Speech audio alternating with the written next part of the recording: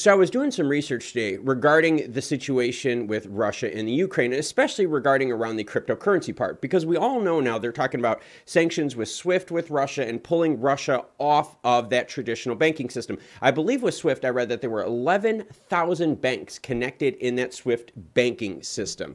All right. So here is one of the first articles that I find. Binance is donating 10 million to Ukraine to help the humanitarian crisis. That is awesome. All right. And you will, if you search the whole idea of Ukraine, okay? Here's another story. Ukrainian government raises nearly 10 million in crypto following public appeal. There was a whole bunch of stories here in regards to different donations towards helping Ukraine. All right? Think about this perspective. When you go on here, okay? So I'm going to do that right now. We're going to do this live and I'm going to show you exactly how this works. All right, so let's go crypto, Ukraine, and donations, okay? And let's just watch all the stories that pop up and watch what happens here, okay? So if you go through this, you're gonna find tons and tons of stories from different outlets. And what's really neat about this is all these stories are very, very different. They're very, very different. And they're all from different time frames. And they're all from different news articles and news outlets. No big deal, okay? So, because I believe in independent journalism and because I believe in independent press and that information should not be biased, but that information should be broadcast to you without bias, I was like, hey, you know what though? How is the world and how is Russia doing with their cryptocurrency situation, all right? And here is what I want you to look at. Are you ready? So I saw this article. This article came up and it said, a crypto war is raging. Crypto donations fuel Russia-Ukraine war. Now, that being said, up until this point, every article I saw and that I read was about donations for the Ukraine. We're talking about donations from Binance, which I have up on the screen right now. We're talking about private donations. All these articles have been pro-Ukraine, all right? Everything has been pro-Ukraine, written by tons of different news outlets, you name it. So when I started digging into the Russia thing, I finally found a Russian story, all right? And I have it up on the screen right now. A crypto war is raging. Crypto donations fuel Russia-Ukraine war. This article was written by a gentleman named Jet and Cilia 3 hours ago, all right? Now follow me with this. I'm going to read this to you, and I'm going to show you how the Russian influence is affecting media that gets to you and how you are reading propaganda all the time. More than 4 million have already been contributed to non-governmental organizations helping Ukraine from Russia's unprovoked invasion of a country. Blah, blah, blah. You guys get what I'm saying? They start talking about more donations going to Russia, right? Now look at this though. This exact same article is now written by yet another person, Rifator Rahman.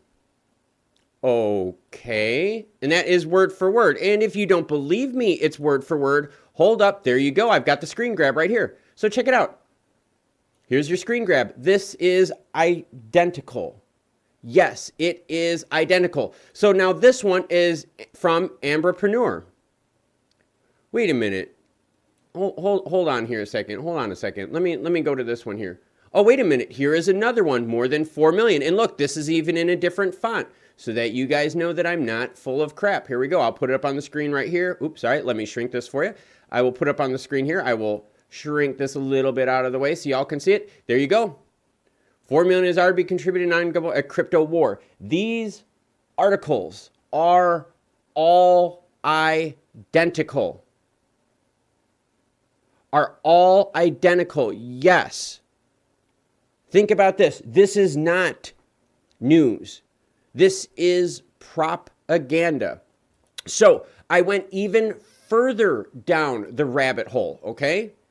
Check this out. So if you look, I put that statement up here in the screen. More than 4 million have already been contributed to non-government blah, blah, blah, blah, blah, blah, blah, right?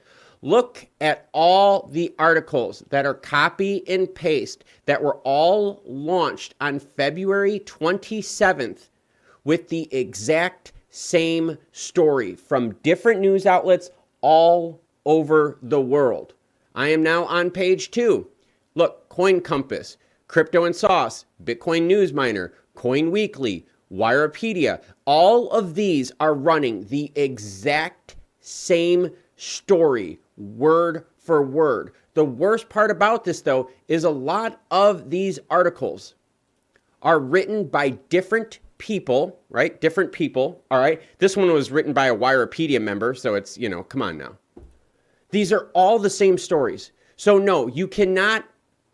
Oh, look, and you can't even search who they are. Here we go. This is how gross this is. So a crypto war is raging. Crypto donations fuel the war. This is the exact same photo that you're seeing in all these articles written by different people. And some of these articles are so brazenly bad in terms of propaganda. Look at this. This was written by a Wikipedia member. So, you know, hey, if you want to put trust in a news outlet, you want to know who sources are.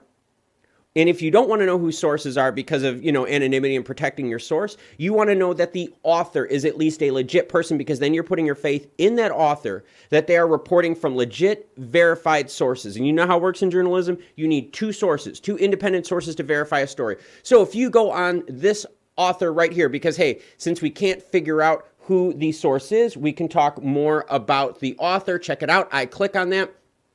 Uh-oh, page not found. So now not only can we not verify the sources, we cannot even verify the author on most of these articles. And yes, I can keep scrolling down page after page, and check it out. Look, all of these here have the exact same tagline, all written February 27th.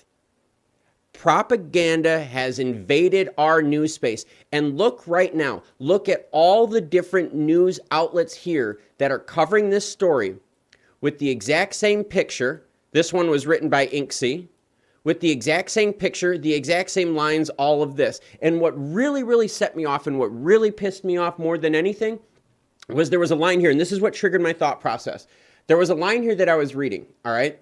And it said this: Bitcoin was up to 1.75% to 47,000 at the time of this writing, and fell to a morning low of 46,000. So I was like, wait a minute, when was the last time that Bitcoin was at 47,000? Because you guys wrote an article about how they just raised 4 million contributed to non-governmental organizations, all right, to Ukraine. You guys are telling me right now that you just raised 4 million, but wait a minute. This story here says what? It says that this was when Bitcoin was at 46,000. When was the last time Bitcoin was at 46,000? Even anywhere close was February 14th, 2 weeks ago, before any of this happened. Yes, so how is it that they write an article, all right? How is it that they write an article talking about, hey, on the 24th alone, someone got this. When we wrote the article says it was written at 47,000. It says Bitcoin was up at 1.75% at the time of writing. That tells us the date the article was written, unless they are a liar, pants on fire. So let's find out, when is the closest time that we're going to find Bitcoin here? All right, so we're going to use our candlesticks to really chime in. Okay, so we're at 45. This was a long time ago. This story was written a long time ago and now is talking about events that just happened. That right there is media propaganda. That does not make any sense. We cannot verify the author. We cannot verify the source. And then when we go into all of these articles, for again, remember, it says Bitcoin was at 47,000 at the time of writing. We're talking about Russia-Ukraine conflicts getting 4 million in crypto. That means this is recent. That means this is recent, within the last few days. So in the last few days, has Bitcoin been anywhere near 47,000? No, it hasn't. It hasn't even been anywhere close. Let's bust the lines out so everyone can see it. Actually, yeah, let's go to lines here just so everyone can see. Here you go. Bitcoin has not been anywhere near 47,000 USD. So now not only do we have a story with authors that are garbage, cannot be verified, and some of the authors you can't even click on them because you're supposed to be able to click on these authors and verify who they are. So for instance, this one right here, who wrote this article? This article was written by admin. You go to admin, come on. It's written by admin. These are propaganda articles that are replicated and published out there all at the same time to create FUD around the situation. So again, to sum things up in what happened, I wanted to start doing some stories about how cryptocurrency is helping out with the situation with Russia and Ukraine. And I came up with a whole bunch of interesting different articles, right? Ukrainian government raises nearly 10 million in crypto following public appeal. Binance donates 10 million. You guys get what I'm saying. And then I get to this part. I get to another article that from Mr. Rifator Rahman, all right, that says greater than 4 million have already been contributed to non-governmental organizations. I copy and pasted that same sentence right there. I then put it in this search bar, and I am now on page 2. And let's keep going on. You guys are going to see the same taglines. Look at, there it is on the screen. Page 2. Some of them are reclicks that I've already been clicking because, like I said, I've been working on this story over and over and over. Uh-oh. There we go. There you go. They're all there. So yes, the sources here we cannot verify. We cannot verify the authors. And when we look to put timestamps at this article, and again, here you go.